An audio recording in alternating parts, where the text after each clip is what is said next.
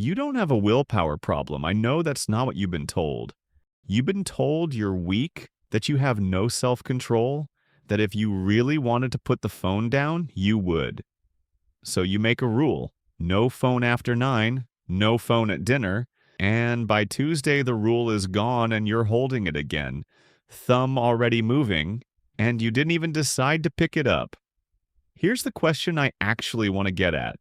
Why does the most disciplined person you know, someone who can run a business, raise kids, hold a hard line everywhere else, still lose 90 minutes to a small glass rectangle they swore they'd ignore? Because the answer isn't about character, it's about design. The world has one word for this: addiction. No discipline, no spine. And I'm not going to take that fully off the table because part of it is fair. The hours are real. They came out of your one life and nothing handed them back. Pretending otherwise would be a comfort, not the truth. But here's where the easy read falls apart. It assumes this was a fair fight, that you and your phone each showed up with your willpower and yours simply lost. It was never fair. On one side, you tired after a long day. On the other, a device shaped by thousands of very smart people whose entire job was to make putting it down feel a little worse than picking it up. Calling that a willpower failure is like calling it a swimming failure when someone was draining the pool the whole time. So let's open the first door, which is the reward itself. In the middle of the last century, a researcher named B.F. Skinner put animals in a box with a lever. When the lever gave food every single time, they pressed it calmly, only when hungry. But when Skinner made the food come randomly, sometimes after one press, sometimes after 20, no way to predict it. The animals pressed that lever constantly, far past the point of hunger. He called it a variable reward schedule, and it turned out to be the most powerful way to keep a behavior going that anyone had ever found. Now look at what's in your hand. You pull down to refresh, and sometimes there's nothing, and sometimes there's a message from someone you love. You open the app, and sometimes it's boring, and sometimes it's the funniest thing you'll see all week. You never know which pull pays out. That uncertainty isn't a flaw in the thing. It's the single most compelling pattern in behavioral science, built right into the object you check 200 times a day. You're not weak. You're a perfectly ordinary animal in a very well-designed box. But random rewards only explain why you keep going back. They don't explain the pull you feel when the phone is face down across the room. For that, open a second door. Back in 1927, a psychologist named Zeigarnik noticed something about waiters. They could hold a complicated unpaid order in perfect memory, then forget it the instant the bill was settled. Her finding was that the mind keeps an unfinished task running in a kind of low background hum and only lets it go once it's closed.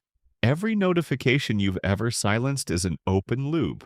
The little red number that says 3 unread. The message you saw but didn't answer. The video you started. Each one is a tiny unfinished task your mind won't fully set down, humming under everything else you're trying to do. That's why you can be mid-conversation, mid-paragraph, mid-sentence in your own kid's story and feel that small tug toward the screen. It isn't boredom. It's a loop your mind is trying to close, and the device opens new ones faster than you could ever shut them. Here's the door most people skip, though, and it's the one that matters most. Why this device? Why does it win against everything else? Because underneath the design, the phone is usually answering something real. When you reach for it in a quiet moment, you're often not chasing a video. You're reaching for the oldest thing there is. The sense that you're connected, that you haven't been left out, that somewhere someone is thinking of you. The phone is the fastest answer to that need that has ever existed. And to be fair to it, sometimes that's exactly right. Your people genuinely are in there. It's where the group chat lives, where your faraway family is, where you find out a friend's okay. The tool isn't the enemy, but notice what's happening.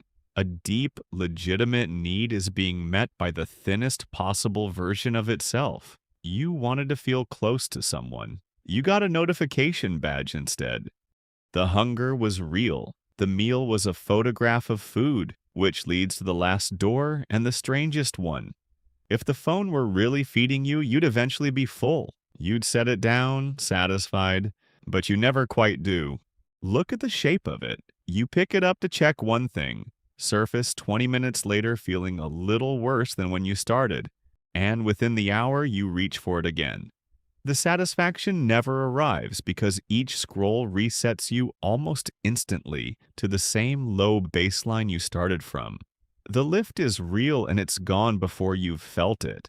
It's a hunger that eating doesn't end, and this is where it helps to see the real price. It's like paying in a currency that never sends you a statement.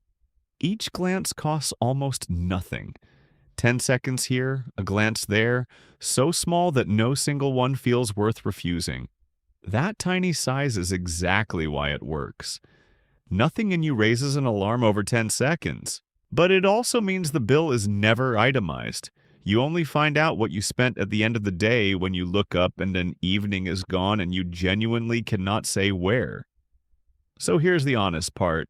Some of you will finish this, nod along, feel understood, and change nothing. Because understanding why the deck is stacked is comfortable. It explains the loss without asking anything of you. But the cost isn't abstract. It's the life happening at eye level while you're looking down. It's the person across the table who stopped telling you things because your eyes kept sliding to the screen.